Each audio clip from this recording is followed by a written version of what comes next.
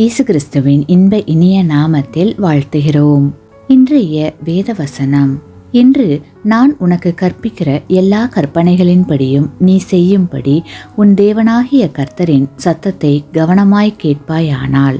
உபாகமம் 15ஆம் அதிகாரம் 4ஆம் வசனம்.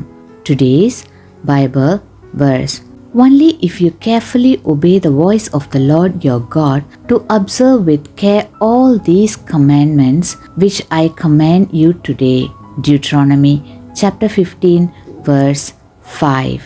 ஒவ்வொரு நாளும் காலையில் எழுந்தவுடன் தேவனுடைய சத்தத்தை கவனமாய் கேட்க நாம் ஜாக்கிரதையாக இருக்க வேண்டும்.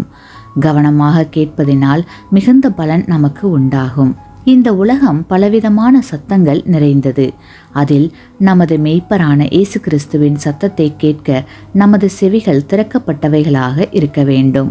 என்னுடைய ஆடுகள் என் சத்தத்துக்கு செவி கொடுக்கின்றன என்று கிறிஸ்து கூறியிருக்கிறார். கிறிஸ்துவுக்குள் அன்பானவர்களே, உன்மேல் என் கண்ணை வைத்து உனக்கு ஆலோசனை சொல்லுவேன் என்று ஆண்டவர் நமக்கு வாக்கு அருளியிருக்கிறார். அவர் சொல்லும் ஆலோசனைகளை கவனமாக கேட்பதற்கு நம்முடைய செவிகள் திறந்திருக்குமானால் நித்திய மரணத்திலிருந்து நாம் தப்பித்துக் கொள்வோம். ஆமேன். நீங்கள் பெற்ற இந்த ஆசீர்வாதத்தை மற்றவர்களோடு பகிர்ந்து கொள்ளுங்கள்.